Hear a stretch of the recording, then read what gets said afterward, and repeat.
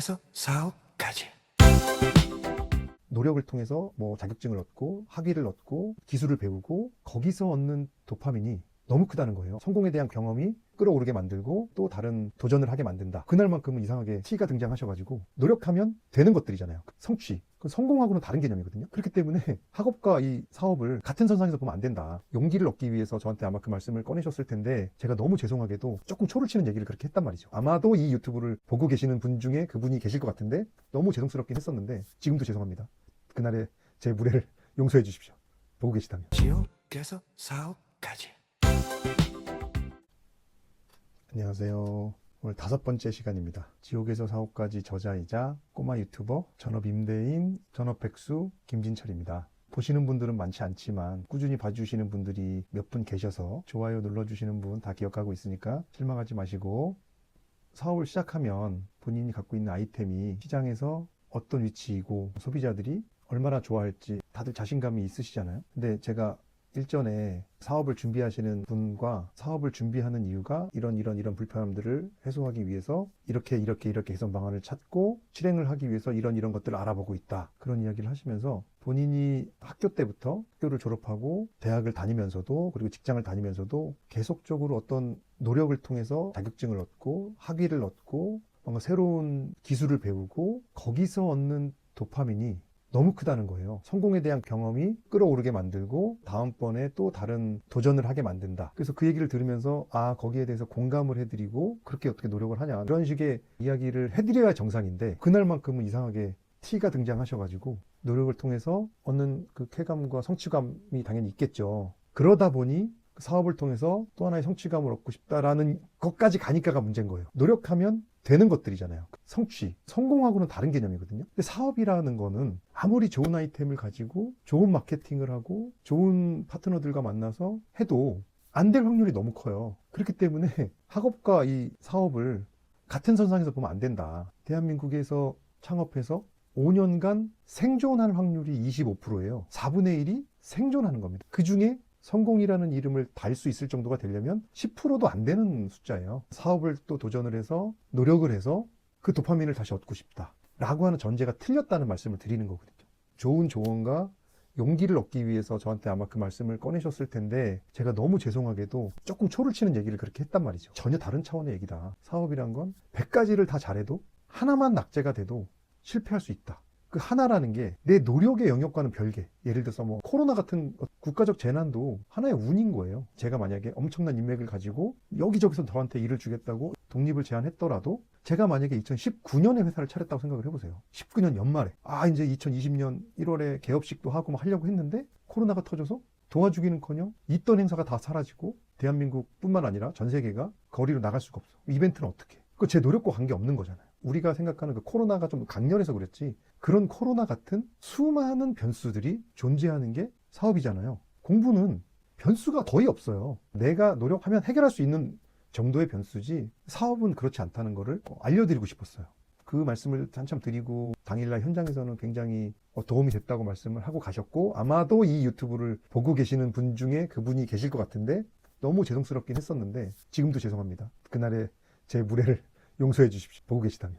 근데 그 현실이니까. 저도 그렇게 사회생활 잘했고 나름 많이 준비됐다고 생각을 했는데 막상 회사를 시작해 보니까 그 수많은 도와주겠다고 했던 사람들도, 날고 긴다고 하는 사람들도 나와서 고전하는데 너는 좀 무리였던 것 같다. 2년을 그렇게 힘들게 지옥불에 발 담가 가면서 고생을 한 거였거든요. 근데 거기서 만약에 저한테 그런 천금 같은 기회가 만약에 오지 않았다면 저는 아직도 아마 지옥불에 발 담가가면서 그런 삶을 유지하다가 접고 다시 뭐 취직을 했을 수도 있고 더 나쁜 상황이 됐을 수도 있겠죠. 물론 여기서 만약에 낮은 확률을 뚫고 성공을 한다면 학업을 성취했을 때의 그 도파민과는 차원이 다른 도파민이 오겠죠. 당연히 도파민 때문에 사업을 하는 건 아니잖아요. 우리가 행복한 나의 미래를 위해서 지금 잠깐의 고통을 참으며 도전하는 거고, 그것을 통해서 내가 어느 정도의 경제적인 안정, 사회적인 안정을 이루었을 때 많은 사람들한테 좋은 영향력을 끼치고, 그러기 위해서 지금 열심히 노력하는 건데, 사업하기 전에 잘 모르죠. 저도 잘 몰랐고, 제가 사업하기 전에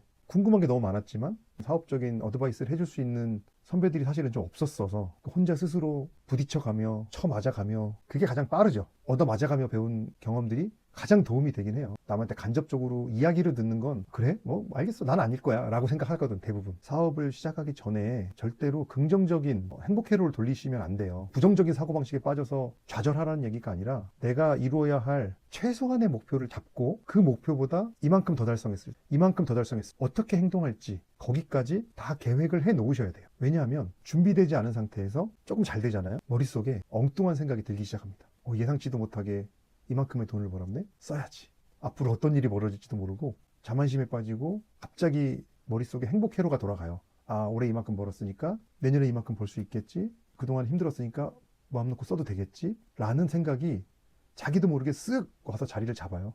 그렇기 때문에 생존을 위한 최소치를 계획을 잡고 거기서 각 단계별로 어느 정도 돈을 벌었을 때 어떻게 투자를 할 건지, 그것을 사람한테 투자를 할 건지, 내 사업을 위한 R&D를 투자를 할 건지, 어떤 마케팅이나 영업 쪽에 투자를 할 건지 계획을 세우고, 그렇게 했음에도 불구하고 거기보다 위라면 그때는 조금 여유를 잡아도 되는데, 보통의 사람들이 어떤 위기를 넘기게 되면 긴장이 풀어지고 마음이 해이해지면서 간절함이 사라지고 위기감의 냄새를 잘 맡지 못하게 돼요. 제가 2016년, 17년에 정말 그야말로 같은 고생을 하고 2018년에 처음으로 흑자를 기록했어요. 직원들 월급 운영비 다 주고도 법인세도 내고 한 5억 이상 순이익이 났거든요.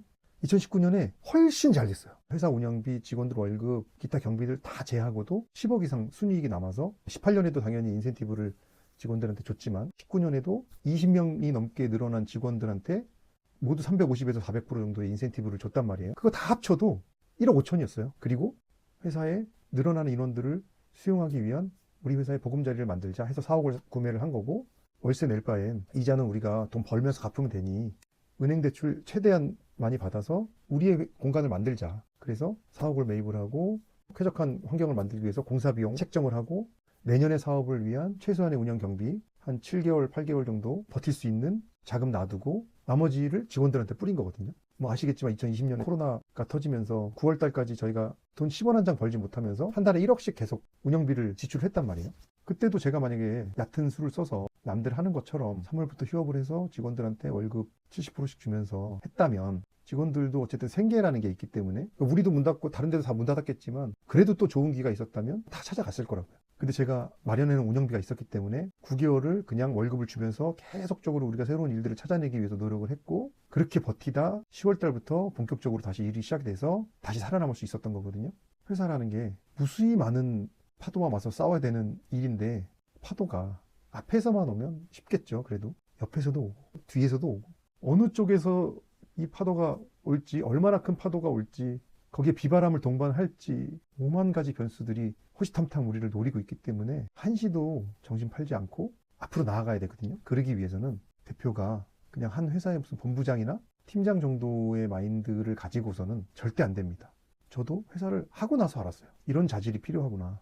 다행히도 제가 내재된 본능 안에서 그런 걸 갖고 있었더라고요. 오늘 드린 말씀이 사업하시는 분들, 자영업하시는 분들, 사업을 준비하시는 분들 모두에게 요만큼이라도 도움이 되었다면 그것으로 만족합니다. 또 재미난 이야기로, 유익한 이야기로 여러분들 찾아뵙겠습니다. 반갑습니다. 감사합니다. 뿅, 뿅. 구독, 좋아요, 댓글 부탁드립니다. 지옥에서 사옥까지.